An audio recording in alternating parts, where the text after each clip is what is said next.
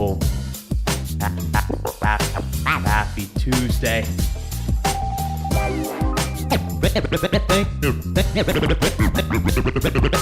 Thank you, everybody, for coming. Thank you.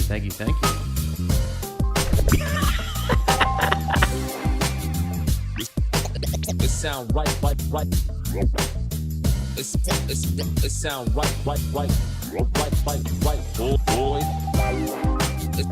It sound right, boy.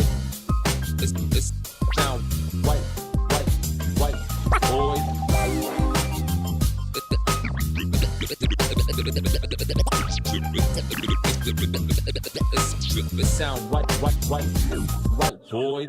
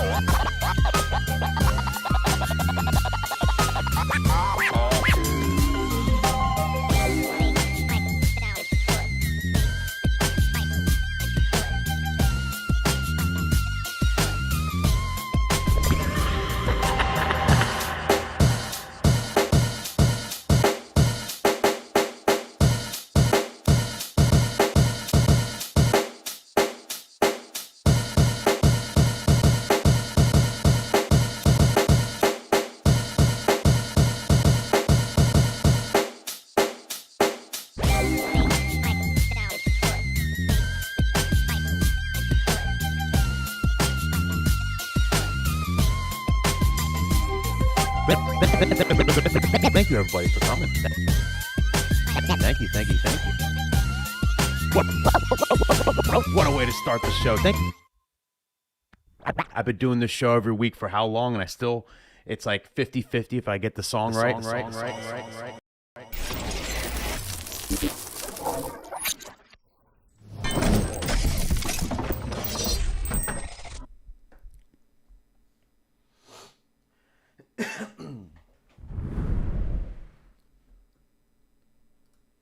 My bad there. I just coughed in the mic. What's good, people? How you doing? How's everybody? Happy Tuesday.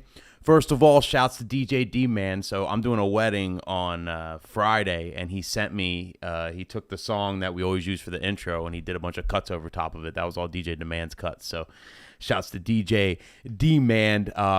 So no, I didn't sample myself. He sampled me, technically. All right, if we're going to be technical here. But yeah. Thank you for that. I don't know. I kind of like it. Let me know what you guys think. A little something different. I've been doing that same little. That song essentially is just like a royalty-free song that I got off YouTube. Like that's a little. If you go on YouTube, there's like a back end with all kinds of music that you can just use. Some of you have to pay for it, some of you don't. I'm cheap, so I didn't pay for it. And basically, I scrolled through and I just found that song. I fuck with the song and just been doing it ever since. So adding a little flavor to it. Thank you, DJ D-Man. Shouts to everybody in the chat, too. What's good? Kevin mentioned the LMNT. So they sent me a case of this stuff, and I like it. I've been doing the, if I can get it in focus here. This is sparkling electrolyte water. I'm not sponsored, okay? There's no promo code. I just like it. You should look it up. I don't know. I do the packs. So they come in packs. There's little salt packs, and it's like electrolytes. It's basically just potassium, salt, and magnesium. And I'll toss one in a water bottle like once a day, and I just think it's good. It makes me feel good. Maybe it's a placebo effect. I don't know, but I like it. Recently, they came out with a case of these. They're seltzers. They're it's essentially electrolyte water, but it's sparkling, so it's got like bubbles and stuff. And they just sent me a case out of nowhere for no particular reason, and I like it. So there's a story on that. Anyway, let's get to some DJ shit, people. How are we doing?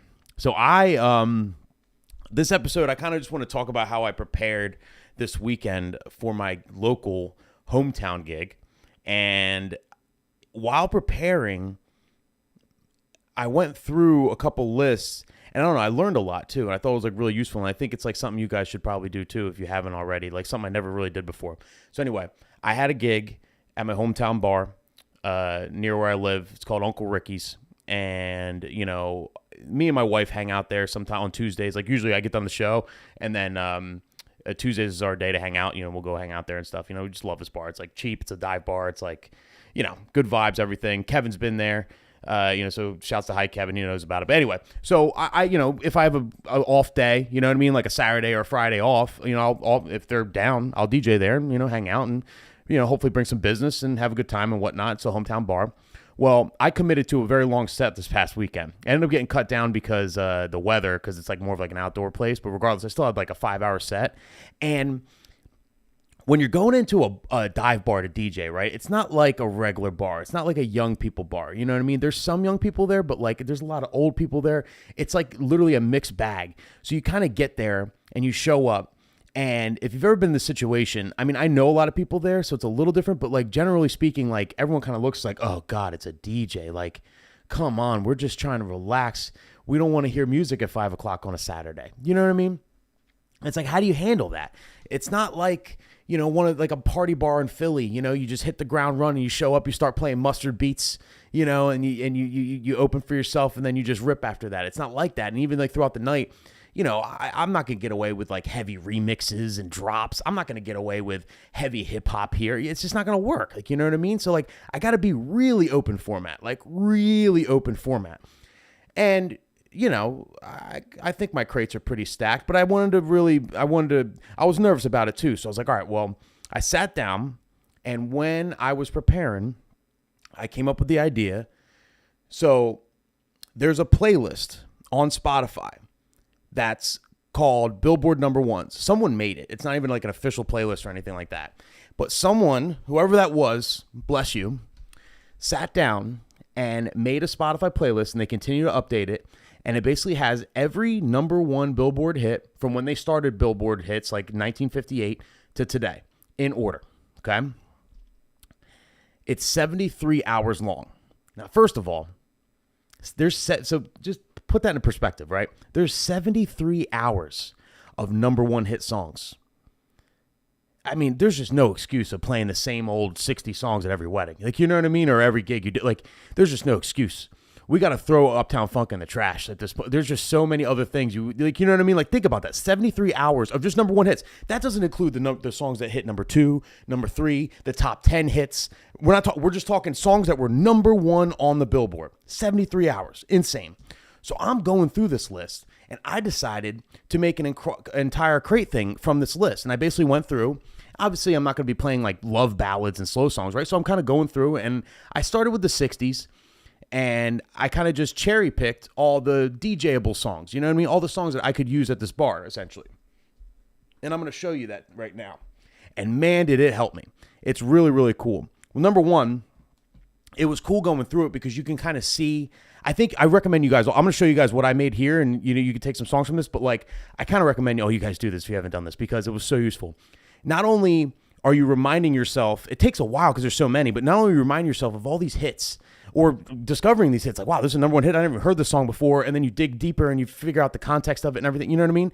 But also you get to see how music evolved over the years. Like, I remember, like, I was going through the 70s and, you know, Love Train by the OJs was pretty much the first disco song. That hit number one in the early 70s. It was like 73 or 74, something like that. Hit number one before disco was even a thing. You know, and then fast forward a couple years later, you can kind of see how the disco hits start getting trickled in, and then disco had its era, you know, from like 1977-ish to like, you know, right to 1980 when it all died. And even the 80s sound, I was going through the late 70s in that kind of disco era, but then like Blondie came out. Like I think it was 1978, Blondie came out with Heart of Glass, which sounds like a whole 80s song to me, but it wasn't. It was 1978. It was like one of the first hits, at least out of the number ones on the list, that had that 80s sound. And then fast forward 3 years later, everybody's fucking sounding like that. Like, you know what I mean? And then you have the Simple Minds, all that other shit coming out. Like, it was just very interesting. It's very educational, kind of go through it in order, how it came out. But then also, on top of that, you put it all in a folder. I cherry picked all the songs that I liked or whatever. And it's like, if it's a song that I never really played before, there's a lot of songs in there that I really don't play too much. It kind of gives you a little extra boost of confidence to play it because, like, at the end of the day, it was a number one hit. You know what I mean? So this shit was a hit. Like, whether you, like, if it was a number one hit in 1981, I wasn't there, but it was a hit. So, I mean, somebody's got to know it. Nobody's going to look at me weird for playing this. You know what I mean? So it gave me a little boost of confidence to play it. And it also gave me, there was a lot of songs in there that I was like, wow, no wonder that always works to this day because it was a number one hit. Dancing Queen was a number one hit. Play That Funky Music was a number one hit. Like, you know what I mean? It puts that in perspective too. ABC, I Want You Back, Jackson 5. Like, all these songs that we still play to this day, they were number one hits back then. I never knew that. I never looked up and, I don't know. Some of you old timers might be like, yeah, I knew it was a number one hit. I was there, I was there. I DJ'd the Civil War, but not me, okay? I was born in 1989. Anyway, let me show you guys the list I made up. So I'm going to try and I'm going to give you the phone cam real quick. Maybe I'll put it on this coffee cup so I'm not like shaking. But here, check this out. All right. So what I did was I made a little number ones crate and then I cherry picked and I did it by decade, right? Because I'm kind of reading the crowd, right? If there's older. So early on, right? So the 60s, not much, but Wild Thing, I Want You Back, the Jackson 5 stuff. Come Together by the Beatles, I dropped that. Everyday People, Respect, obviously was the number one hit, right? Honky Tonk Woman. I never play Honky Tonk Woman. Shout out to Drew Pierce for the short edit there. But I played it and it was a bop. There's just stuff to play early on, because like I started the night out just kind of Honky Tonk Woman kind of vibe, just chilling, that way I put everybody at ease. Like all the old people were nervous that I was there, like, holy shit, he's about to drop all this loud music. No, I just eased into it. Then you go to the 70s, right? And then I got, a little bit of yacht rock here, Lean on Me, Bill Withers, Hotel California, Rich Girl, Hall & Oates, Bopperoonie, Fame. But look at all these songs. I Wish by Stevie Wonder, Rock the Boat, the disco song, more Rolling Stones. I'm actually seeing them next month. I can't wait for that shit. And then look, see, that's the Blondie, Heart of Glass. That's like the first kind of 80s sound I was talking about. Love Train, that was the first disco sound. I mean, correct me if I'm wrong, but like, it's pretty nuts. Maggie May, Knock on Wood, Sister Golden Hair. Then you get into the 80s, and you got all these hits. Man Eater, a lot of stuff I don't play. I mean, Take On Me, Footloose, we play that stuff. But like Karma Chameleon, like Faith, Sledgehammer, what a bop. You know what I mean? Like early on, Straight Up, Shout. Not the Otis Day and the Night Shout. I'm talking the Shout, Let It All Out. That super 80s shit. Higher Love, Man in the Mirror. Like all these bops. Rapture. I never play Rapture, right? Need You Tonight, She Drives Me Crazy, fire ass beat. I play this all the time. Another one, Bites the Dust, that was a number one hit. These are all number one hits, people. Literally number one on the Billboard at some point in time. Like a Virgin, Say by Paul McCartney and Michael Jackson. Like, don't tell me you've played that. Roll With It by Steve Winwood. Like, these are forgotten hits, man. I'm telling you, like, it's a studio I play all the time. It's a bop, but like, of course it was number one. Let's Hear It for the Boy. That's from that movie. Let's Get Physical, right? Like, look, Invisible Touch, Genesis. Like, I dropped that. And then you go in the 90s, and then 90s is really when music took a turn for, like, R&B and hip-hop. So there's a lot of, Next and Lauryn Hill and, TLC. A little bit of, like, Ace of Base and stuff mixed in. Amy Grant, Baby Baby. That's a forgotten about song, I feel like. But, yeah, your Mariah Carey's, Santana Smooth, Step by Step. That went off when I played it. You know what I mean? Bills, Believe by Cher. That was, I still play that at weddings though. Vogue. It's been 1 week since you looked at me. Like, you know what I mean? And then the 2000s, I didn't do too much in the 2000s. I kind of had that covered up here. So I just did, I handpicked a couple of them that, I just want to make sure I dropped. It wasn't me, Miss Jackson, Butterfly. That went off when I dropped that. All For You, Come On Over, and all that shit, right? Lady Marmalade. So I didn't do too much in there. But that's basically what I did. So, and it really helped. Like, it really, really, really helped. Because I had all these songs, so I didn't have to, I basically opened for myself for 2 hours, 3 hours, till I even got into any type of, like, dancing sets or anything like that, till I tried to get people to dance. But even once I got some people to dance. There wasn't like a dance floor. This is like a dive bar. You know what I mean? It's kind of like in between tables and shit. You know what I mean? And I also had the Alpha Theta speakers, so I had them spread out, so it's all like wireless. So it was like even sound everywhere too, which is huge. So I'm not like blasting from one area. I had a RCF J mix by me with my Rev 7 and all that. Then I had an Alpha Theta Wave 8 on the other side, and it supplemented it, so it was nice and even. So like everywhere at the bar you can hear it. It's such a clutch speaker. Like I fucking love that speaker.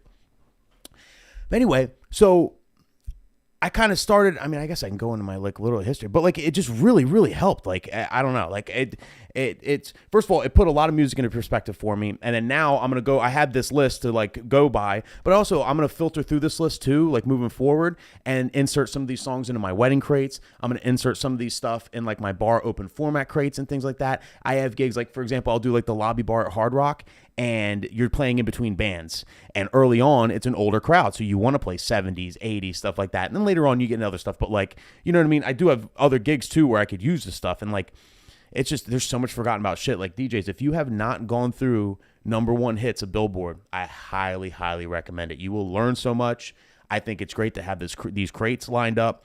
And then what I'm going to do next is I'm going to take this to, I don't know if I'm going to do top 10 or top 5, because it's a lot of music, but and it takes a lot of time, but I'm going to dive deeper now. Now I want to dive deeper. Now I want to go, okay, what were the top 10, you know, what songs hit the top 10 or the top 5 in any given year, and go through and cherry pick the DJable ones. You know what I mean? Cherry pick the ones that are bops that I could use, that, oh shit, I forgot about that, or I've never even heard that, and then the real tricky part is just organizing it in a way where you can find it. You know, I think crate systems are tough. Like, you know, I have a good crate system that works for me, but like your crate system might be different. You know, I know some DJs that have crazy OCD systems, like way more advanced than mine. Like some DJs don't have crates at all. I mean, we talked to Even Steve on the show, and Even Steve's like, nah, I really don't have crates. I just kind of DJ. I'm like, what?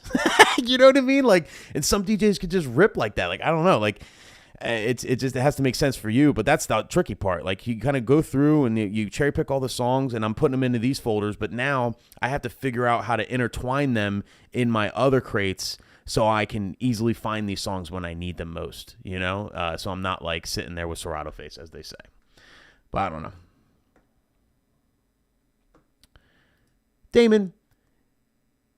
Damon, shut up. All right? Shut up.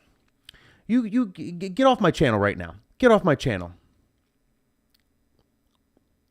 Stupid. Yeah, he said 501. I'm dropping Fiend and Red Rum. Yeah. Hell yeah. Let me check out the chat here, though. Boomtastic. What's good? Yeah, the British invasion. Shouts to Nathan. Sledgehammer is the shit. The Benny and the Jets. Yeah, Mac has friends with no crates.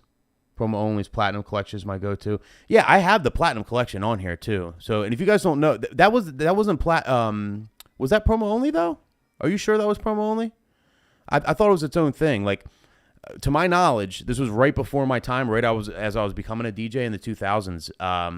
There was something called the Platinum Collection. And it was something that someone sold. Maybe Promo Only did sell it. And it was big money. And it was like, I don't know, dozens of CDs.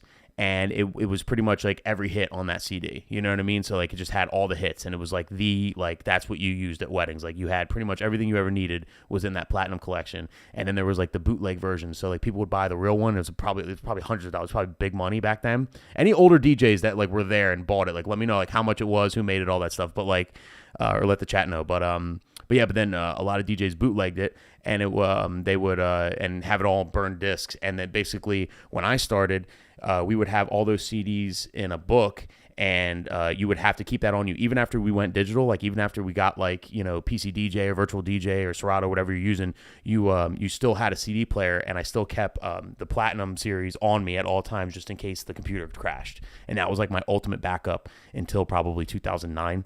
You know what I mean? You always had like the Platinum CDs on you. It was nuts.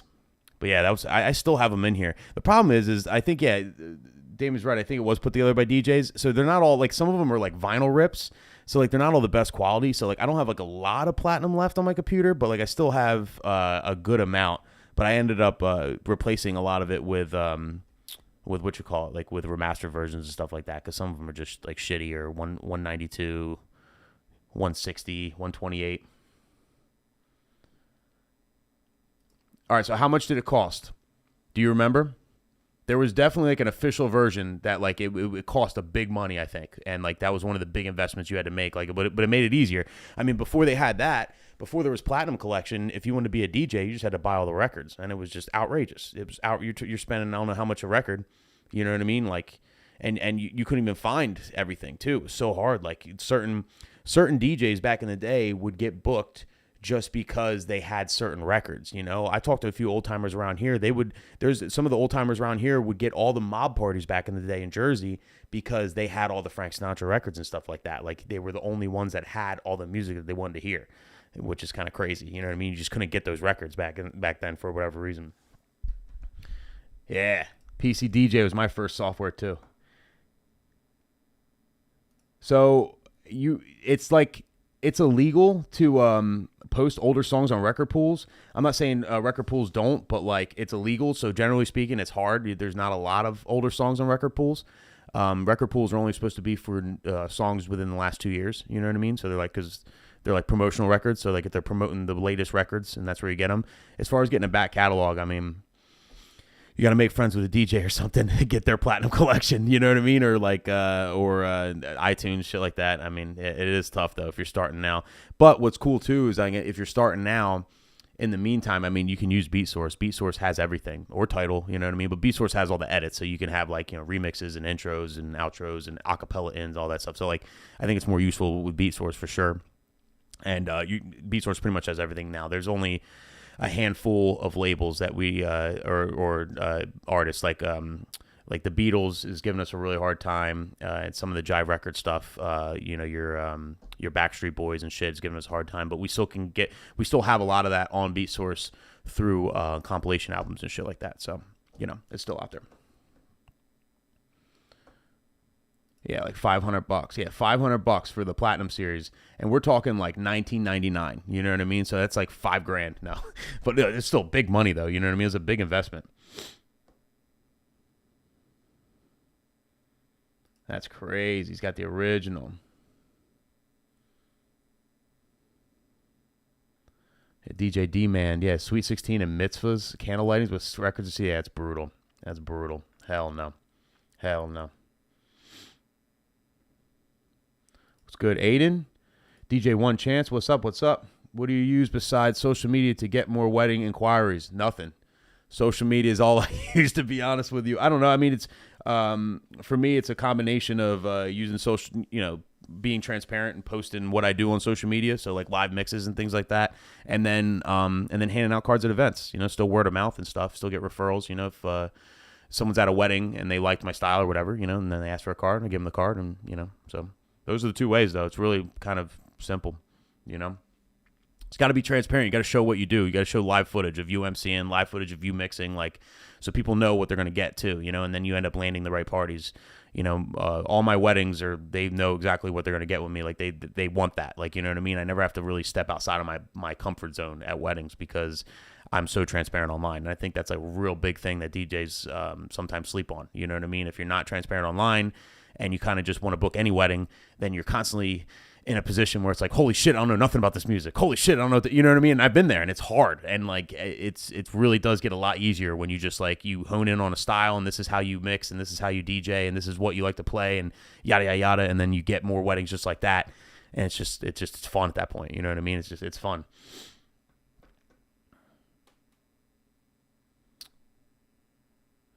Hey, Nick, good job on this remix. I'm about to tell you, sorry if I'm saying DJs, but Do Not Come remix that you made was crazy. Do you feel embarrassed on what humans will tell you since you made that edit? I don't give a fuck.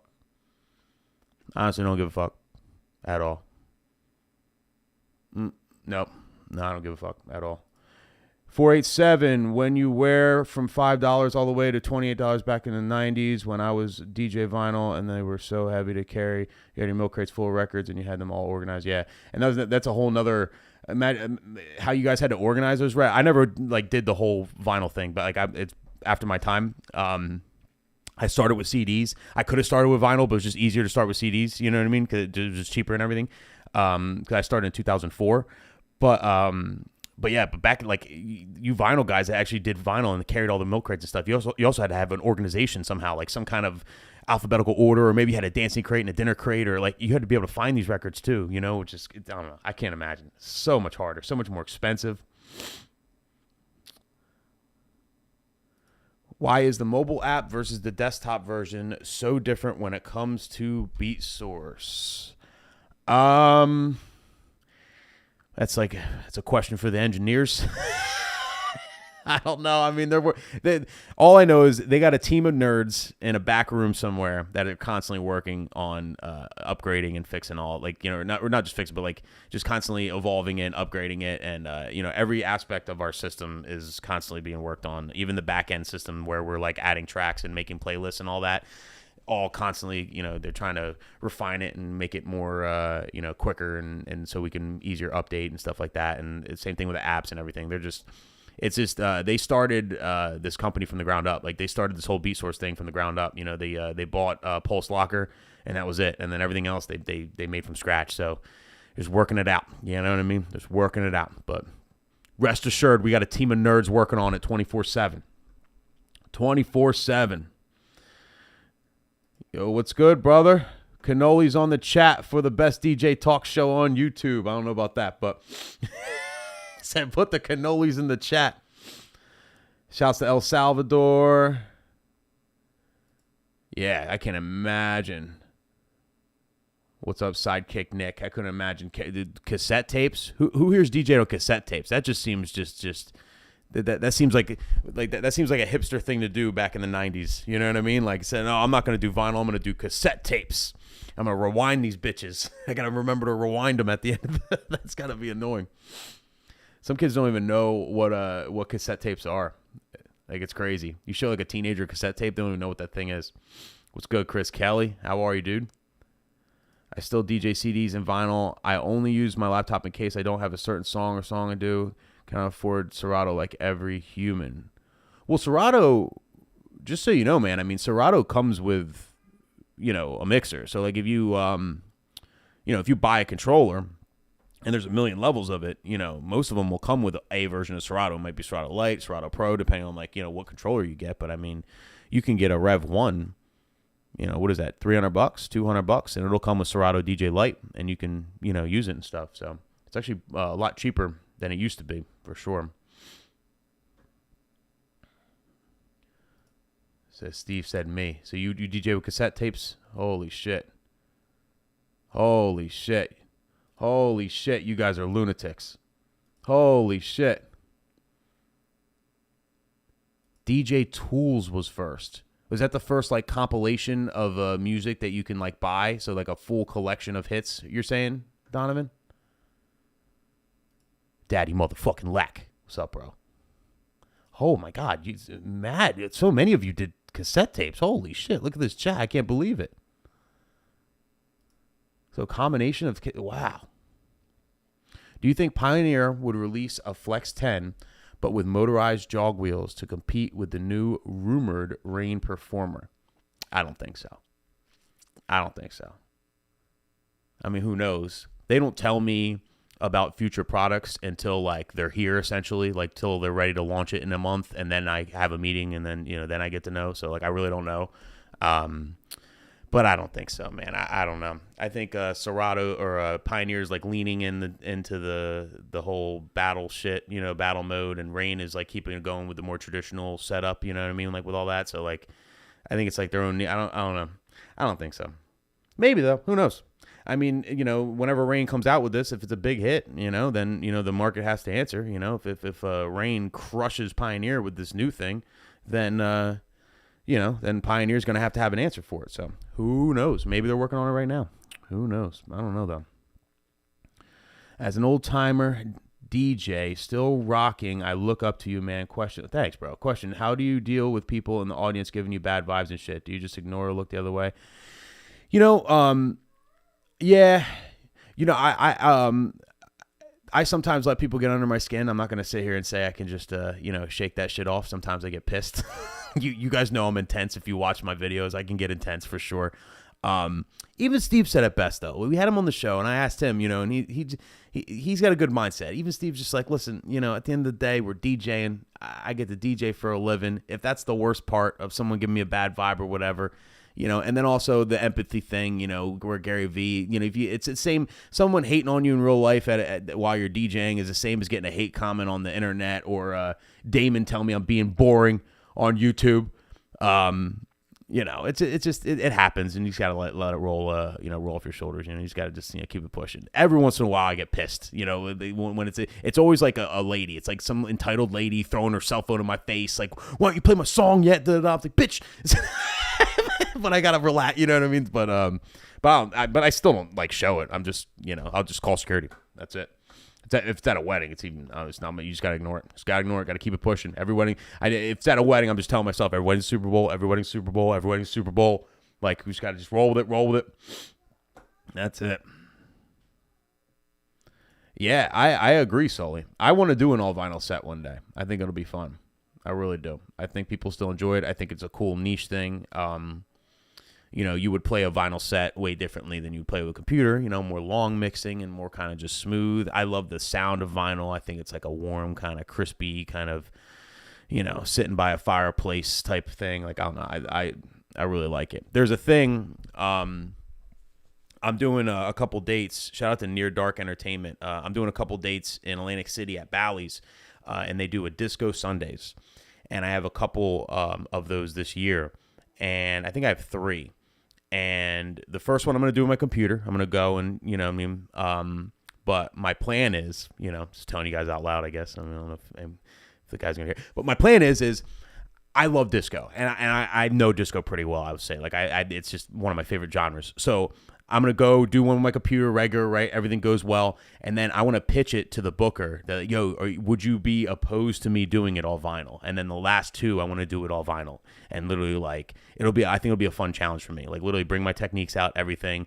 And, I have a lot of it. I might have to buy a few, but I have a good amount of disco vinyl. And I think, I never really did. I don't think I've ever done an all vinyl disco or all vinyl set live before. So like, just like, it's like a cool challenge. So I'm going to try and pitch it to him after that and see where that goes. I think it'll be fun. And if you guys are around or like in the area, you want to come out, feel free. It's on a Sunday if you guys are off. NickSpinelli.com has like all my dates, like everywhere I'm going to be DJing and whatnot. So, yeah, DJ tools. That's crazy. Demand, you're so old. Yeah, it would take a whole song to literally. Had dinner music on cassette. Hell yeah. Joey Franks, what's up, man? Will 2 RCF NX 945s outrun an Icoa 18 sub? Should I sell the Icoa and save for a better sub? Yes. The 945s will punch that Icoa sub in the face. They're very loud. Very, very, very, very, very, very loud. If you're not in a huge room, they got decent low end on the road, man. You'll be fine. I would just rock them for now, and then save up and try and get like an 8004 at least. You know what I mean, or something comparable to that. You want like a 3,000 watt sub, something like that. Nick, I want you to try to do that one night at one of your DJ shows. Only use cassette tapes. That's a homework for. Yeah, I'm not doing. Sidekick, you ain't seeing me do cassettes. You're bugging. There is no damn way I'm doing cassettes. Vinyl, though. I'll do all vinyl. I don't even know where to start with cassettes. It's all, hell no. No way. How do you mix? It's got to be impossible. I couldn't do it. And I do karaoke about 20 minutes from my house. How can I improve my hotspot to make it faster and more reliable? It's already set up to 5 gigahertz. There is something out there. I forget what it's called. Jeff Scott Gold told me about it. Do some research. Google this. It's There is some kind of hotspot you can get that basically combines all different towers. So like it uses T-Mobile towers, AT&T towers, Verizon towers, and it combines them all to make a great signal. And Jeff Scott Gold was using it to live stream ceremonies and stuff, especially in like remote locations that had really bad cell phone signals where he couldn't use a hotspot and there was no Wi-Fi, and it actually works really, really well. There's something, I forget what it's called. It's like an app or something, and it combines the different cell phone towers. Like, just Google it somehow. I don't know, or if anybody knows in the chat, let them know in the chat. But it definitely exists, and that's your best bet for sure. So, can you use Alpha Theta speakers on a Rev 1, and who should I buy them from? Yes, 100%. The Rev 1 is an RCA out, and the RCA will go right into the Sonic Link box, and then it could go right to one Alpha Theta speaker, and then you can link two, so you can have a completely wireless setup that way. And I don't know who should buy them from. I mean, I would just search for the best price. You know what I mean? Just search online, and wherever the best price is, get it there. You know, that's where the term mixtape comes from. I guess you're right. Dual cassette made it easier. I just can't do it. I can't do it. Yeah, maybe I should bring an old timer on here. Tell some war stories. I get DJ Donovan on here. I want to talk to Donovan. Donovan's been around a long time. There's another guy too, Steve P. He from Steve and Company. Shouts to him from South Jersey. He started Steve and Company I think in 1981. He's an OG. He's got some stories too.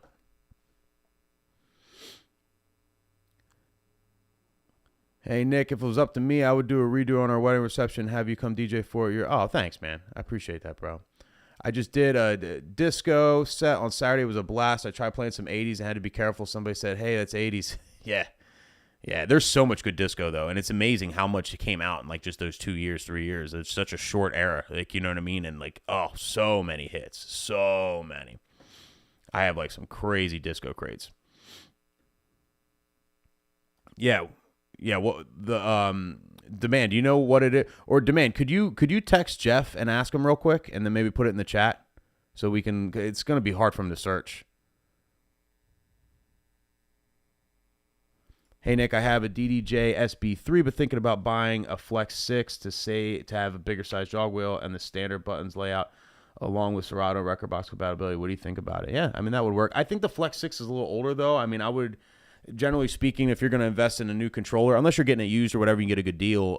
I would try and get like the newest model out. You know what I mean? Like the Flex 10 would be like the newest if you're going to be record box. If you're going to do Serato, I would look at the Rev 5. I think the Rev 5 is fantastic. The only thing it's missing is onboard effects. If you're not big with effects, I mean, the Serato effects are solid too. I mean, it's not terrible. I mean, I wouldn't use it because it does have onboard effects, but if you're not a big effects person, the Rev 5 is, you are getting literally a CDJ jog wheel. You're getting professional faders. Like, that is as professional as it gets for the price. And then you'll get Serato DJ Pro and all that. You know what I mean? So, like, I would do Rev 5 or Flex 10 personally.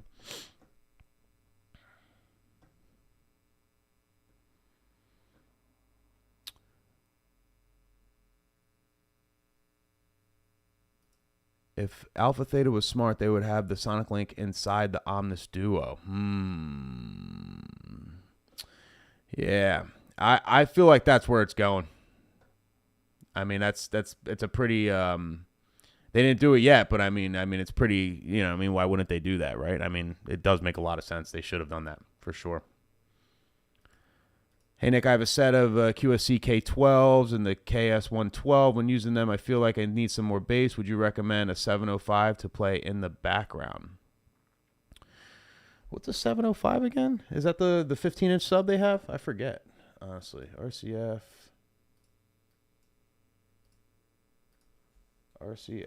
705. That's their 15-inch entry-level sub there, right? Yeah. That would help. You know what I mean? You're gonna get the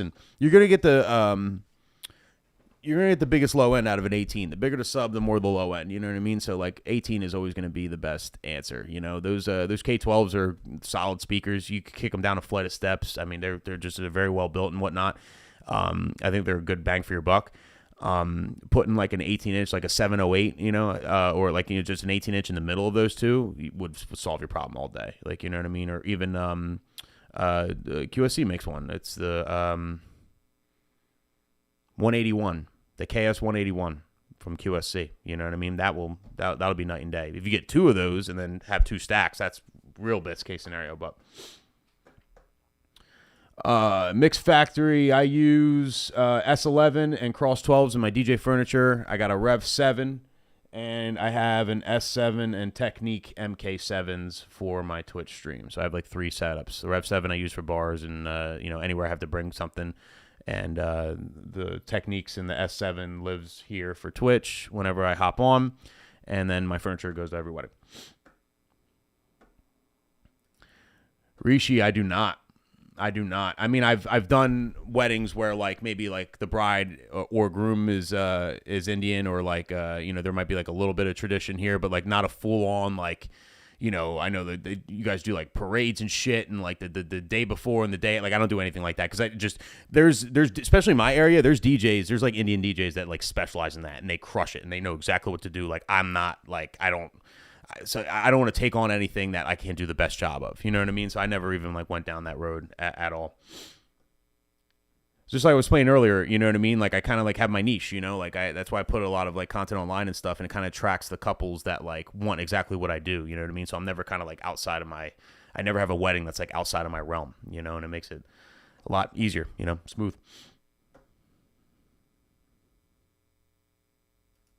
Who, Demand? Who? Wait a second. Who? Oh, Speedily. Oh, Jeff. You mean Jeff? Oh my God. Speedily.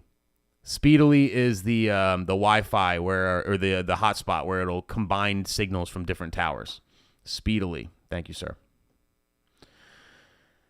DJ One Chance. How many weddings a year you think a DJ would need to have to become a full-time wedding DJ? Depends on how much you charge, bro. And what your overhead is, and that's just really just depends. I don't know. I've always done 70, 80 a year on average. My highest was like 113, 116 or something, and like 22 I think I did, or 21. And my lowest was in but that was before I was full time though. But I don't know. I would say 60 maybe, something like that, if you're charging a decent amount. But also depends on what you're making and how much it costs to live where you're at too. You could live in Mississippi or some shit and it's mad cheap, or whatever. Or you could live in Jersey and it's outrageous and you need to make like 10 grand a month just to pay your bills, It just depends.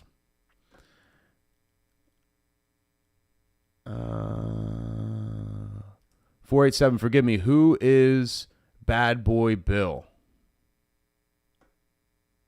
I don't know who that is. My bad. Those FBTs look crazy. Those FBTs, honestly, Mike, look crazy. And FBT is another Italian speaker company. I've never heard a bad sounding FBT. I am a fan of that brand overall. But I'm picking up those NX24s. I think next week from RCF. They're really good too. You know what I mean? I think DJ D-Man has them. And they're amazing. Like very, very loud. I used them at Rick Webb's wedding in North Carolina, and they bumped. They were crazy. Is it true that East Coast DJs play polka music at weddings? I'm from LA and just did a wedding on Saturday. Someone from New York requested polka. She kind of gave me an attitude because I didn't play that genre. No, that's not true. That is a one-off. So if you're in Central PA, you may have to play some polka. Ask DJ Hi Kevin about that, because there's some old Quakers out there, because polka is basically it's Polish music. You know what I mean? So like all Polish music has the what's the thing? Yeah, that instrument. What the fuck is it called? Accordion. All Polish music has accordion in it. It's like that, and whatever. It's funny you say that, actually, because this weekend, my wedding this weekend, is it this weekend or next weekend? I actually have a wedding where I have to play polka because they're Polish. This weekend, it's this weekend, this Saturday. I have a wedding where I have to play polka and stuff. So it's like, but it's so rare. It's a traditional thing. you would have to be DJing in the middle of nowhere, not like anywhere near the city or whatever. Even in, I've never had that in like upstate New York or something. They must have Polish people in their family. It's not a thing though. Hell no. I would say we play more new music, more progressive, like more like remixy type than anywhere else in the country around here. You know what I mean? At weddings, like you go to a wedding, you could drop bombs at weddings around here, and I feel like that's something that's way harder to get away with, like, you know, in other states, in other areas of the country. Joey Franks, I like that name. You have a consultation call. You send them the proposal. How long do you give them to get back to you? A couple days, or you just leave on them to follow up? So what I do is I say, hold your day for a week, and so take your time. If you need more than a week, just shoot me an email and let me know. I can extend it. I say realistically, I'll hold the day as long as you want. Just let me know either way. You know, I get it. It's a big decision. It's top 3, you know. So take your time, do your homework, do what you got to do, let me know. And that's it. And I leave the ball in their court. And, a lot of times they'll hit me up. Hey, can you extend the hold? Yeah, sure. And if not, then we just release it and whatever, and keep it pushing, you know. But I do the way less pressure approach. I'm just like, listen, it's a big decision. Every wedding's a Super Bowl. Take your time, do your homework. And that's just kind of how I handle it. You know what I mean? Some people are more follow-up-y, more, kind of more on the pressure side. It's not my style personally. I'm just not you know what I mean? But you got to find what works for you, you know? But I think at the end of the day, I don't want to pressure any couple to use me. If they feel like I'm not a good fit for any reason, if they don't like my personality, if there's something off about me and, I didn't justify, whatever. At the end of the day, it's their wedding day. So, like, I would rather them use a DJ that they're more comfortable with if it's not me. You know what I mean? So I don't want to pressure them in any way. That's just how I feel about it, especially with weddings, you know? Like, God forbid you pressure them and then they end up regretting this decision. You know, it's not even your fault. You're just not their style or whatever, and then now they regret it, and you can't redo that. You know what I mean? It's a big part of the wedding.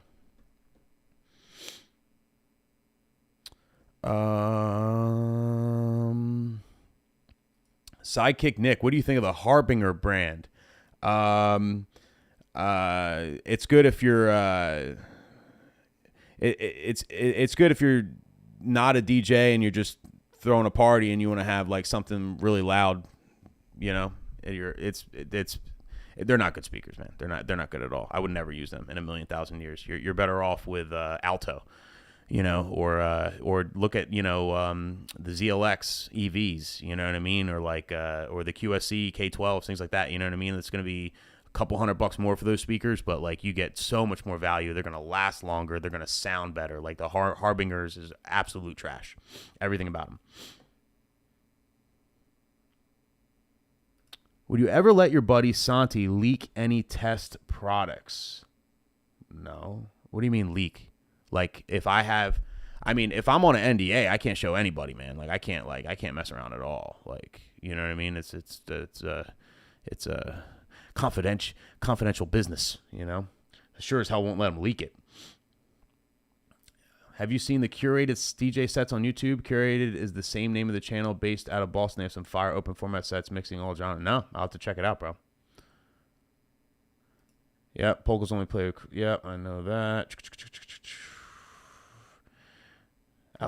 Alessandro.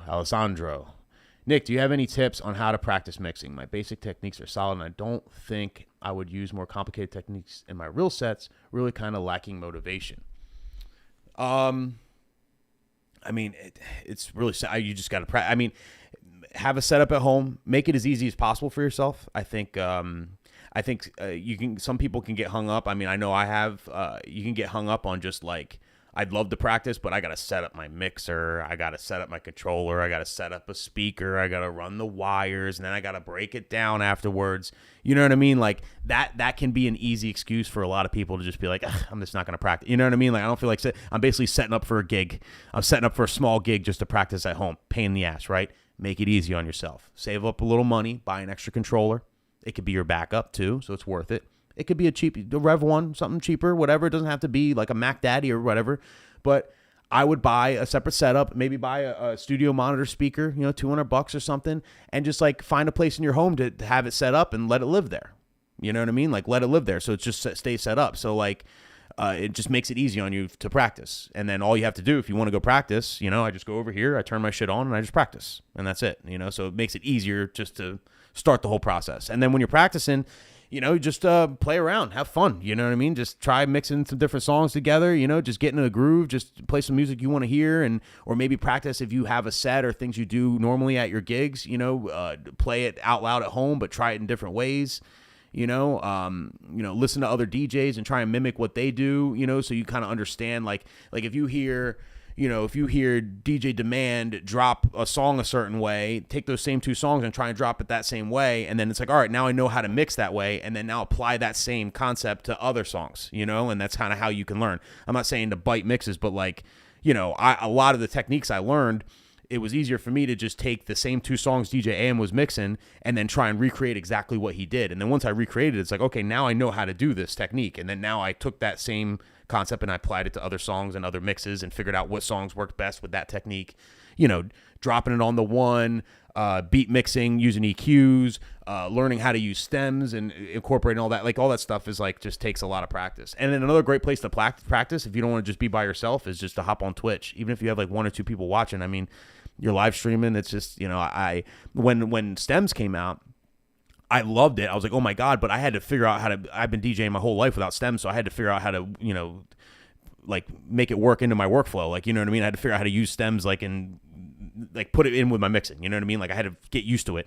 And Twitch was where I did that. I literally, all my mistakes with stems were all on Twitch. I streamed on Twitch a ton when stems came out for a month or two, and I got really good at using stems and incorporating it with all my mixing. And then I brought it out and I started using it live and stuff, So I don't know. Hope that helps. MC content. I don't know. Maybe I should record something. I don't know. I'll record something this weekend. We'll see how it comes out. I don't know how to record it because I'm MCing. Santi's behind the decks, doing the music. So I don't know. I don't want to, but at the same time, I don't want to bring a third person, have someone it's tough to record intros and things like that because how do you do it, right? Do I set up a camera in the corner and it's just a shitty ass recording or just a stagnant recording? Or do I have someone chase me around with a camera while I'm doing intros so I look like a douche? It's well, look at this guy. He's got a cameraman. What a douche. You know what I mean? And then I'd feel weird and I wouldn't even do a good job. It's just, but maybe I could get some footage from a videographer because they're doing something anyway. I don't know. But yeah, you're right. I don't post any MC content. I have some longer form vlogs where you can hear me MC, and I send those to my couples too. So, because you got to be transparent. So I meet with them and say, all right, I'm going to send you a couple links. I have some vlogs online. It's made for DJs, but in the middle, you can hear me MC, make sure I'm not weird. I promise I don't use a Count Dracula voice, yada, yada, yada. I crack my little jokes and, I kind of use that. So they know what they're getting to as an MC as well. Mac, I do not know Bad Boy Bill, man. You guys got to put me on. OG rave DJ who spun house music like a battle hip hop DJ. I got to see this. I'm going to write it down. I'm going to write it down and I'll post it. DJ Bad Boy Bill. The legend. All right. I'm behind on comments. My bad, guys. Here, I'll start here and work backwards. Do you do much MCing at college bar type gigs other than, yo, I'm Matt Dodge and this is where you are and your bartenders and I'm lost? I don't, man. Some DJs are way better at it. Some DJs MC and I'm just ugh, I hate it. You know what I mean? I'll listen to live sets and stuff. Some DJs are really good at it. I'm just not. I'll throw a joke in every once in a while, but I really don't. I'm not a really I'm kind of on the fence of if the song tells you to put your hands up, you're going to put your hands up. I don't have to say it too, but I'm weird. I don't feel comfortable doing it. You know what I mean? I don't know. I don't MC a lot. I really don't. At weddings, obviously I'll do all the introductions, all the formalities, everything else. And then every once in a while pump up the crowd, while I'm mixing, but especially once I start dancing, I don't MC a lot of weddings either. You know what I mean? I just I feel you play the music right, people rage. You don't got to hear me every 5 seconds, but that's just me. Some people are really good at it. Some people are really good at it, and I don't have it. You know what I mean? Jeff Scott Gold's a great example. He's ridiculous. He'll MC the whole time, but he makes he's good. He's real good. Says the right shit. His timing's perfect. He's hilarious. I don't know. Just makes it work. Would you ever entertain offering a micro wedding package if you didn't do a la carte? No. Well, what does micro wedding mean? Like when it comes to weddings, I don't care if there's 10 people or 1,000. I'm the same price. You know what I mean? I'm not leaving my house unless like it's a wedding is a wedding is a wedding. So like I don't adjust my rate personally for like smaller weddings and things like that. The new Harbingers are fantastic. What?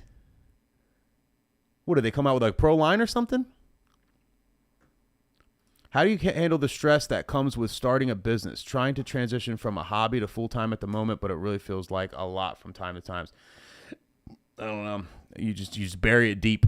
You just bury it deep down. It's how all guys handle stress. You just bury it deep. You just forget it's there. Then it comes up one day. I don't know. It's tough, man. You just got to plan, you know, have your money right. Just constantly evolve and just try and have the best product, you know what I mean? Like have a good presentation, be good at what you do, and just work very hard, you know, and that's it, man. I mean, it's definitely stressful. I've went broke more times than I can count. I'm talking flat broke. I'm talking 30 cents in my bank account. More times than I can count. But it's part of it, man. It's stressful. But then you get out of it, and then you're extra proud of yourself. So you got to, like, just look forward to making it. Because when you get out of it, then it's just like, yeah, hell yeah. How did I fucking do that? I got out of, like, how did I dig myself out of that hole? You know what I mean? You know, I never had, like, a family that could help me out with money or anything like that. Like, I've always been on my own, on an island. That's it. Like, there's no, it's either I make it or I don't. You know what I mean? And it's like, so it's just more rewarding when you do make it. You know what I mean? So just look forward to that, I guess. It's the best advice I can give you. Yeah, G. Keeney with the Rev 1 to practice ideas. That's what I mean. It's perfect. You know what I mean? Just to practice ideas, just to mess around. And then you have it set up. It's easier. You just turn it on and that's it. You don't have to worry about setting up your main shit.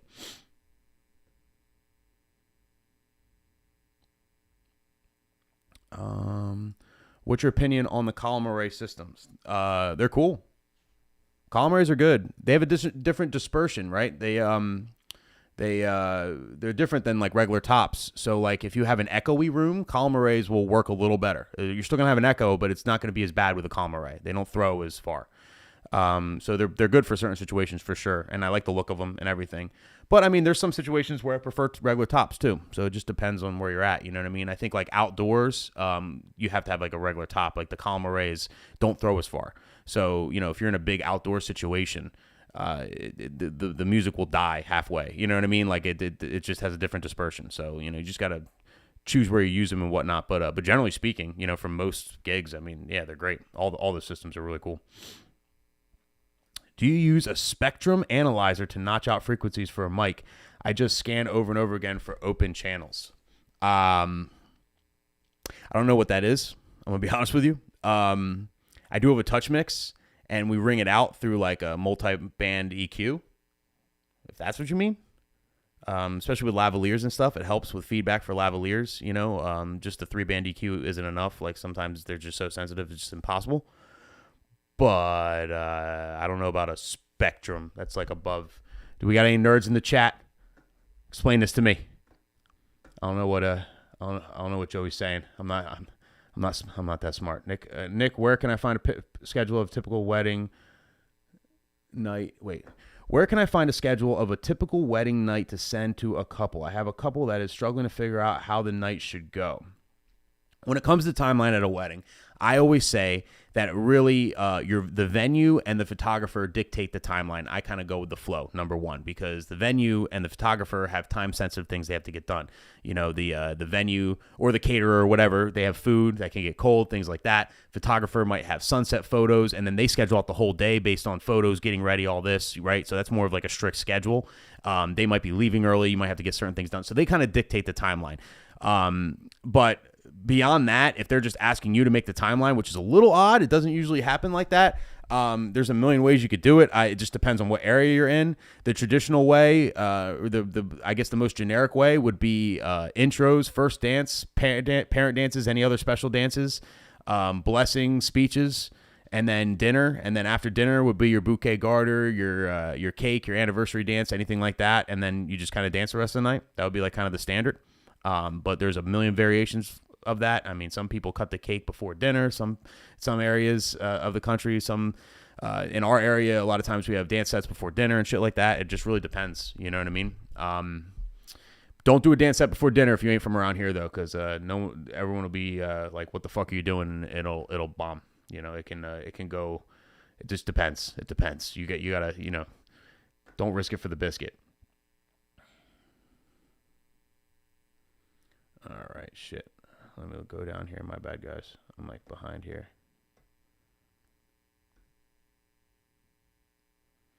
A spectrum analyzer shows the frequency of any given song or sound. Wow, Mac. Wow. I've never gotten into frequencies. I never looked at it. Looked at a frequency, or I don't know why. I'm way over my head, bro. I don't even know what you just said. To be honest with you, I really don't even know what's a frequency. Is it the sound wave, and then what? Like the frequency is no, I know this. The frequency is the pitch of the sound, because that's how subs and everything work, right? So like you have a sub that gets down to like 20 hertz, and that's really low, and then the higher the frequency. You know what I mean? Obviously, the higher the sound, and then there's a certain frequency we can't hear, but dogs can hear. I know what frequency is. You know what? I'm smarter than I thought I was, Mac. All right.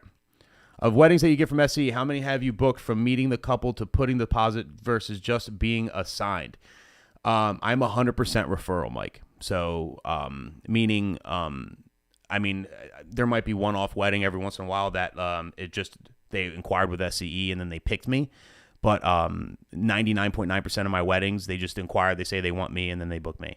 I have a meeting with them, usually like a sales meeting up front, and we just, not sales, but more just a, hey, what's up, just to get to know them, what their vision is, background, all that. I take some detailed notes, then I send them over the pricing, and then they book. You know what I mean? But I'm all referral. There's not I don't just get assigned weddings, because we also have a tiered pricing system, and I'm at the top tier. So like for me to, you know what I mean? It's a budget thing too. Like, you know what I mean? Like if anybody's just getting assigned, it would be like the newer guy at SCE who's at the bottom tier, because like, you know what I mean?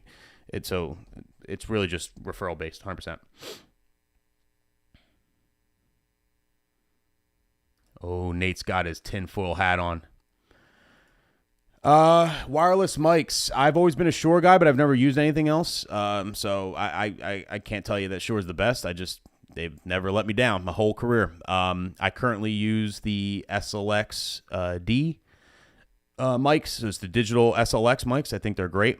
Best bang for the buck. If I had to redo it, I would get the QLX. I would just splurge and get the QLX because they have a few more frequencies, and so they're slightly better. But the SLX is the same as the QLX, literally the same, except for the QLX has more frequencies. So like it's a wider band. But I mean, if you're not I've never had a problem as long as you run it through a distro too. So like I have a UA844.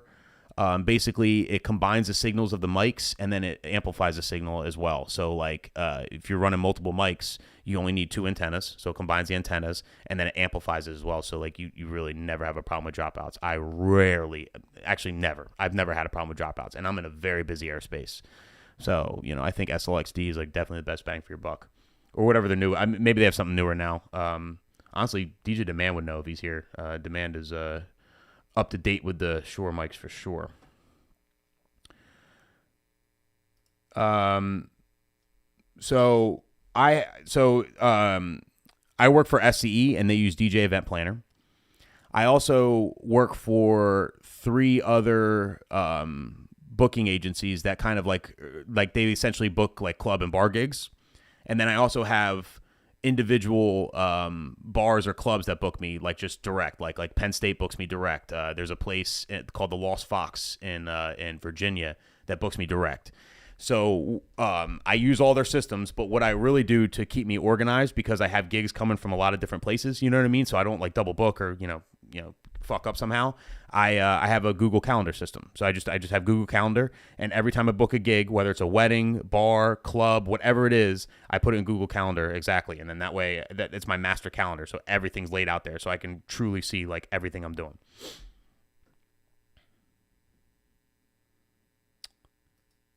Hey, Nick, ever noticed that we DJs overthink when we are choosing tracks, especially if the floor is a bit empty? Well, it's stressful, yeah. I mean, you got an empty floor, you're trying to fill it or whatever, or maybe like, you made a wrong choice and like you lost some people, and it's like shit, you know what I mean? So you're kind of like, what am I gonna do? What am I gonna do? You know, and it's a stressful moment, man. It's definitely stressful, especially at weddings and shit, because like, you know, one wrong move can just be detrimental, and now you're like back to square one. It's like, what do I do? Play another slow song? You know, what do I do? Play a line dance? No, you got to put your head down and mix, and that's it. You know what I mean? You got to get the people back. So, yeah, you know, sometimes you overthink it. I still, to this day, all the time. You know what I mean? It's constantly evolving.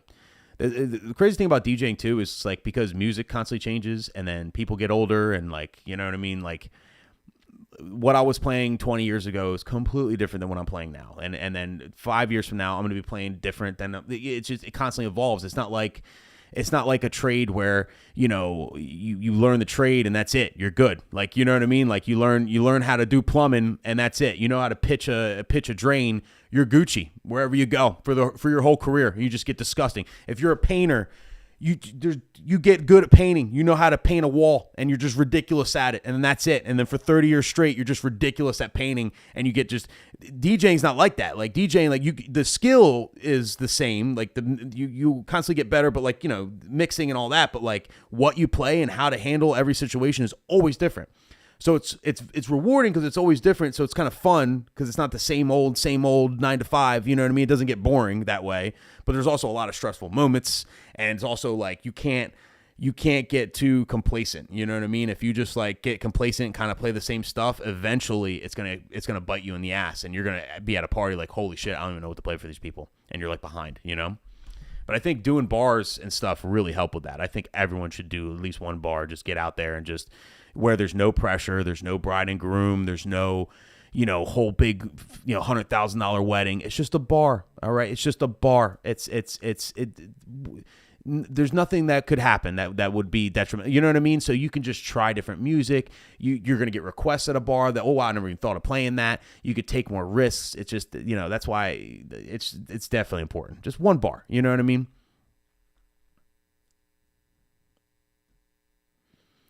What's up, Nick? DJ Ray from North Jersey. How about that banger? Relax. I used to DJ a place called Jimmy's in Morristown in a 70s room. People went off to the track Relax.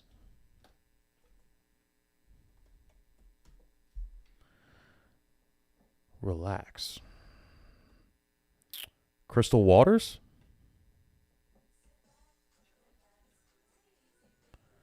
Is it Crystal Waters or Frankie Goes to Hollywood? Maybe Frankie Goes to Hollywood? I never heard of this.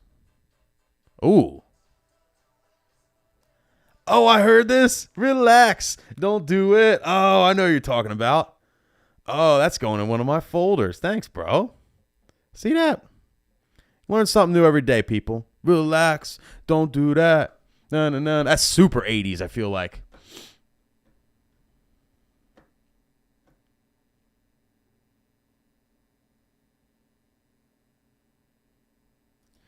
Whoa, John.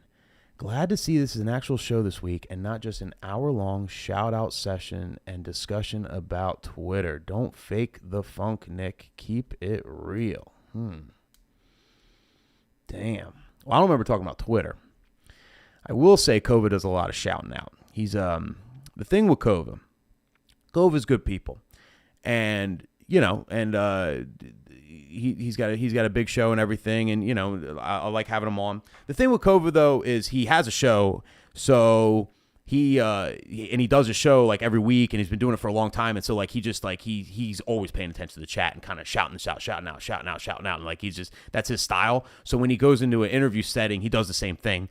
You know what I mean? So kind of like it makes this show a little different. You know what I mean? Because like he's like shouting everybody out and like, you know, But, I mean, some may say I don't answer the chat enough. You know what I mean? I don't know. But that's what I've been doing lately. I've been trying to, you know, do these Q&As and just, like, kind of talking to you guys. I kind of like doing it, and it's fun. And, you know, I'm still going to have some segments here and there. But, like, I don't know. I kind of just like just talking to you guys and answering stuff. And, you know, just. But I didn't think I was faking the funk back there. I mean, I definitely don't fake the funk now.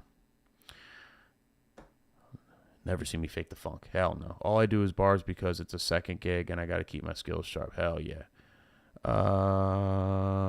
When are you going to get me on the show to tell my cocaine wedding story? Tell it in the chat, bro. I can't even say that word out loud. I'll get flagged on YouTube, man.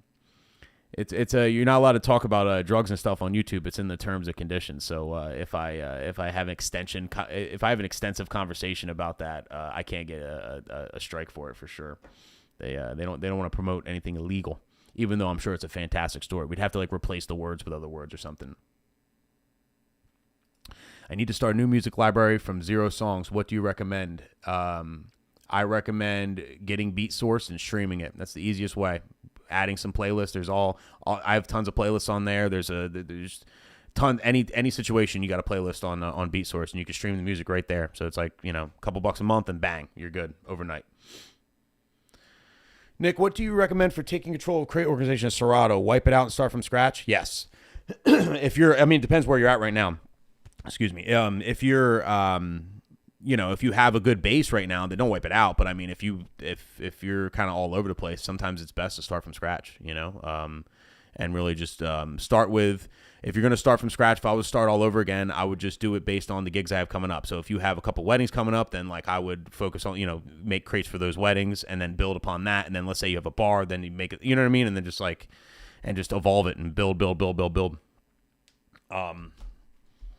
And it's got to make sense to you. Your crate system has to make sense to you, So just try and be introspective, try and think about like how you think of music. Like when you're searching for the right song to play, like how do you think about it? Do you think this song is a disco song?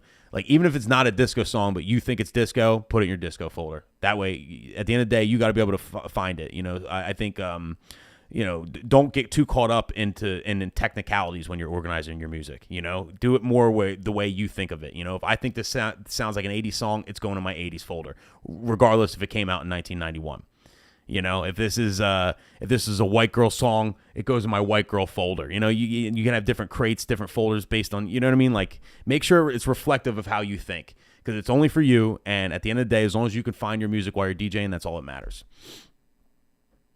One thing I would do, though, that I never did before, and if I had to do it all over again, I would. I'm just kind of waiting for AI to do it for me one day, if that's ever a thing, is add years. There's a year column. I think Matt Dodge showed me this, too. Like, I mean, I knew about it, but, me and Matt Dodge had, a call, and he was showing me how he organizes his music. He's crazy with it.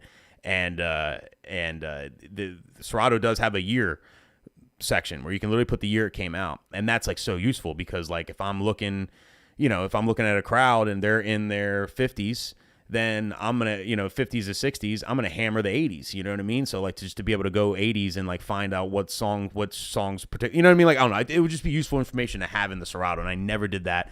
And yeah, so I recommend anybody do that if you're starting from scratch.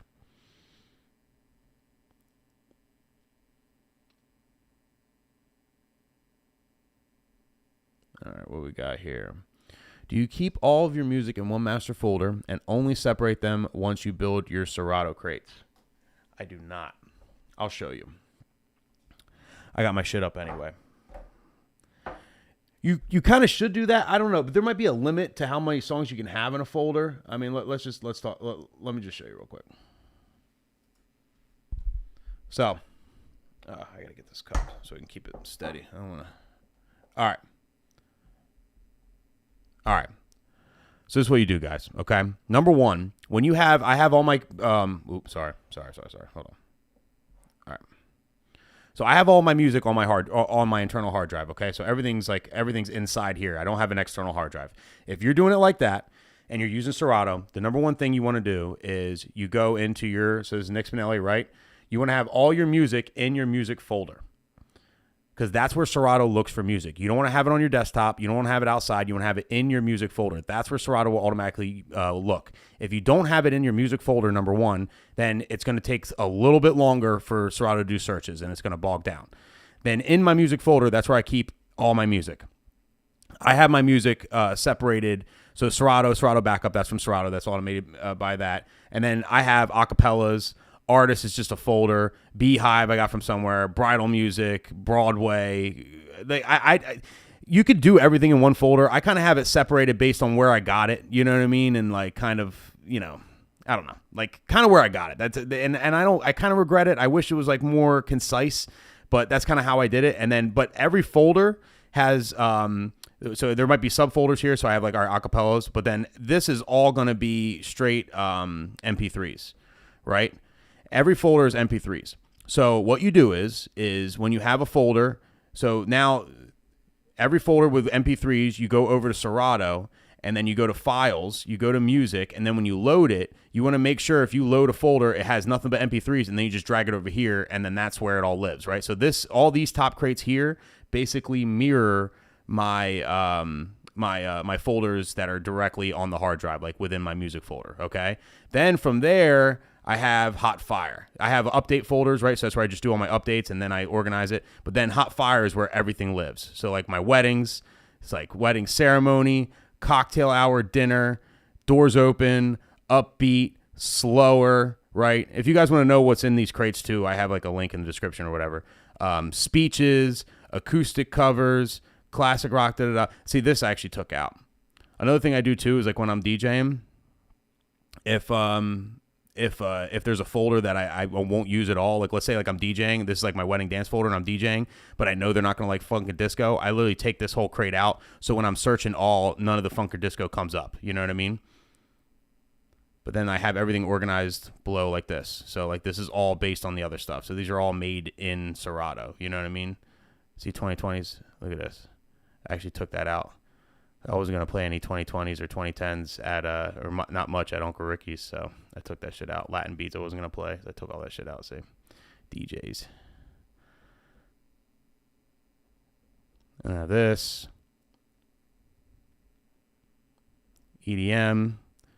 Favorite remixes. Pop with a drop. Basically like pop songs that have drops. Tech house, big room, newish house, techno, EDM. I don't know. You guys get the deal. That's kind of how all that works. But, you know, I think I have too many folders in my music folder. I think I should probably, I mean, now I can't because it would affect where the file path, but there is a way to relocate too. I can relocate lost files too, so I could probably condense it. But generally speaking, the number one rule though that I know I'm right on, that you definitely, if you're internal, you have to have it in that music folder. Like if you have a Mac, I don't know about how Windows works, but like have to have it in that music folder. Do not put it anywhere else. Make sure everything lives in that music folder because it's going to make everything so fast with Serato because Serato looks there first regardless. Like you can't train Serato to look you could train Serato to look everywhere, other places, but it's going to go to music first, then look at the other places. And no, I don't use smart crates at all. I honestly don't. I don't. I just, I make my crates. You know what I mean? So, I mean, I don't, like I hand pick every song and hand build all my crates. I don't use like smart crates to just like go through all my music because I just never did, you know.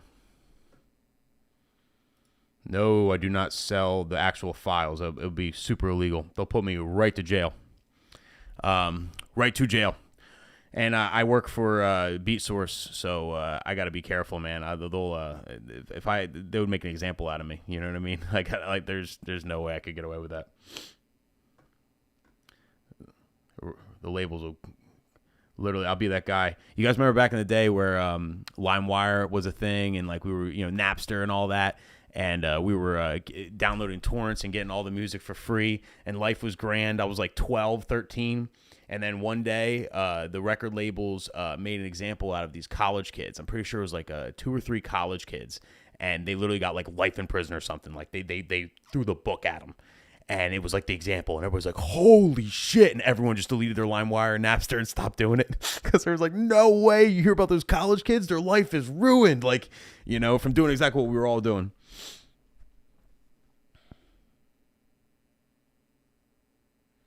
So you can start a session, play every song you don't have for years for 1 sec, then export and throw it into Chat GPT and say, find the years of these songs. DJ CB's tool is not good. Hit me up about that, Matt. Like how you're using ChatGPT to kind of get all like, hit me up about that. That's actually interesting. I would like to, because I want to refine like a lot of my shit. Nick, if you want to add years to your tags, look at them. Oh, CB, yeah. No. Appreciate you, Bob, but no. I've heard horror stories about that. I don't. If I can give anybody advice when it comes to like outside tools with your music library, if you're gonna do it like make sure you have a complete backup or something, because I've heard so many stories of tools like that where you use it, or especially the ones where they get rid of dupes for you, like the automatically scan your hard drive, delete duplicate files, yada yada. All those outside tools, they're hit or miss. They could fuck your whole shit. Like they could ruin your hard drive, and now like you have 3 days until your next gig, and you have to fix it somehow. Like, you know what I mean? So if you're gonna risk it for the biscuit and use something like that, you gotta just have it all backed up so you can just like format your shit and keep it pushing. Because I've heard literal horror stories. So I'm personally petrified of using any of that stuff. But teach your own. I'm just being transparent with you guys, just so you know. I don't know, man. I don't know. Well, I mean, just have it backed up if you're going to try it, just in case. God forbid. You know what I mean? Because this is how we make money. It'd suck if something messed up. Promo Only's first foray into music for DJs was illegal. Ask them about the Platinum Series, and the guy who made DJ tools is still probably in jail. That's crazy. We were just talking about the Platinum Series earlier in the show, and how everyone had it. That was like that was your kickstart. If you started DJing, you got the Platinum Series, and that's how now just with the Platinum Series alone, you could do weddings. You know what I mean? And then from there, you got your Promo Only subscription. You got the monthly CDs.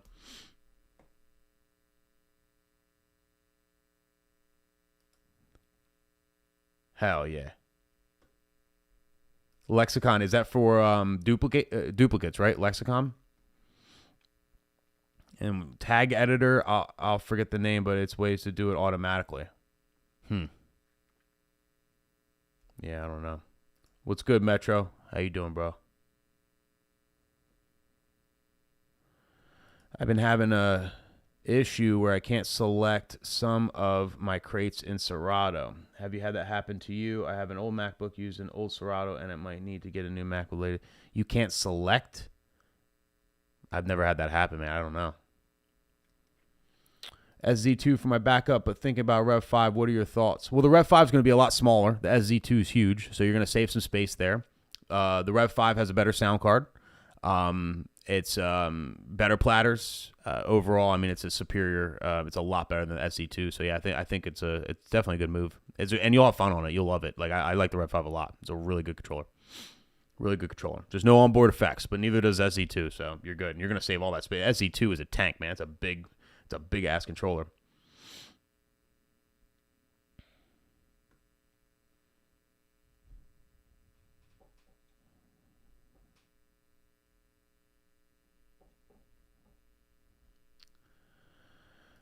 Top 3 bangers 2024.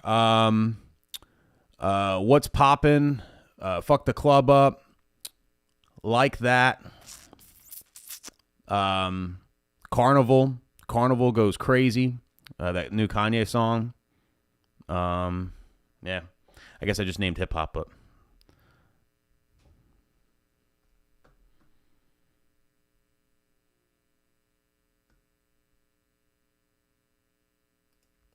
Ooh, jeez. Yeah, scary.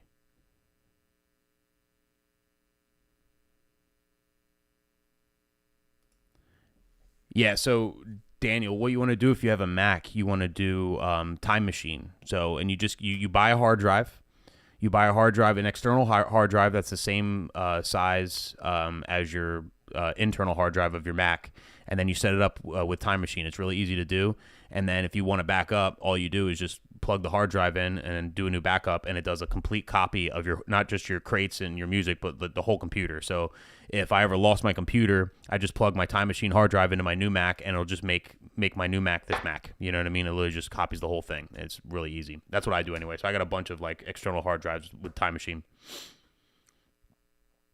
Platinum Series was a series of CDs with every major hit that was distributed by Promo Only in the 90s. It was a lot of money. You paid a couple $100 and you got a whole set of it with a book, and then a bunch of people burned them and bootlegged them, and that's pretty much what every wedding DJ used to DJ weddings back in the day. It was like one of the first collections of CDs of all the hits. So like you don't have to buy individual CDs. You could just like buy that and have all the hits and be able to, you know, have whatever you need up until 2001 or whatever.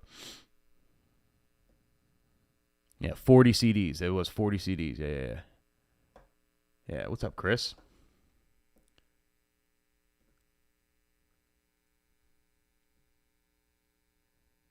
I don't know about PCs, man. I really don't. I'm sure there's a way though. I'm sure PC has a way, but I really don't know.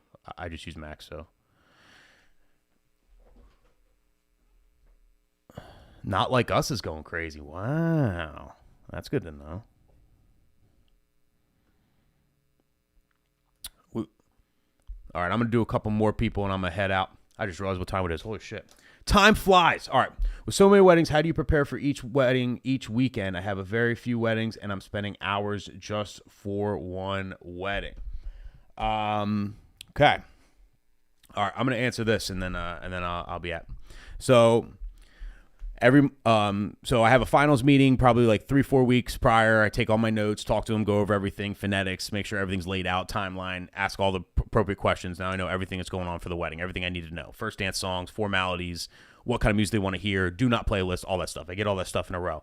Then I tell the couple too, and then I really do, every Monday, the Monday before the weddings, on Mondays, that morning, I make all my cheat sheets. My cheat sheet is essentially what I use the day of. It's going to have, all the names, all the announcements for intros, the first dance songs, like all the details of like formalities, all the official wedding business is on the cheat sheet. It also has the time and the venue and all that stuff. I always send that to the couple after I make it for them. I make it for myself. I send them a screenshot and have them triple check it, make sure it all looks good and whatnot. And this is their opportunity to tell me, hey, you got the wrong venue. You know, I don't know how that would happen, but you know what I mean? God forbid, or the wrong time. Or maybe I have the phonetics wrong. I misheard them on the Zoom call of an announcement or anything like that, right? So they check the whole sheet. They okay it. Now I'm good. Now I print that out. That's what I'm bringing with me to their wedding.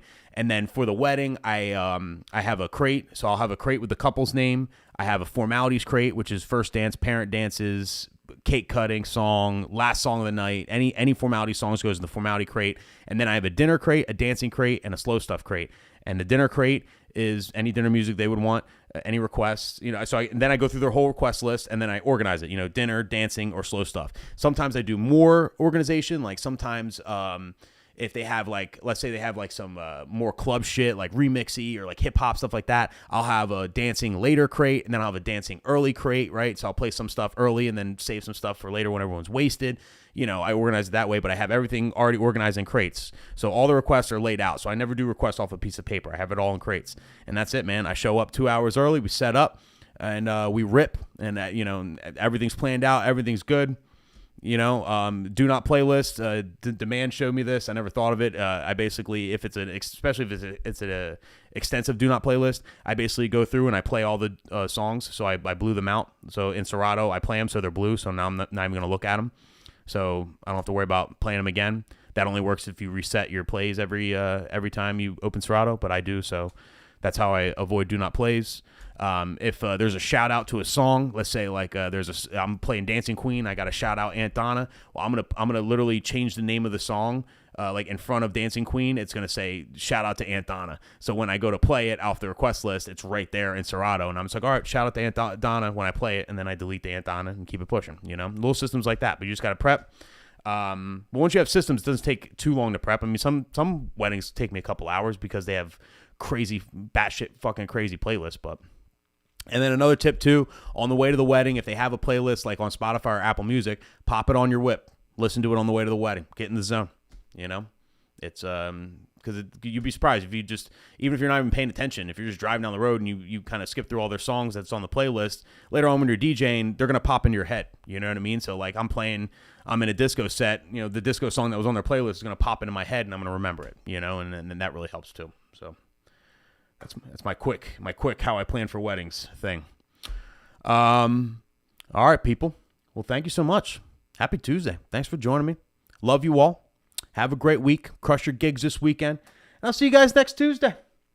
Peace out, people.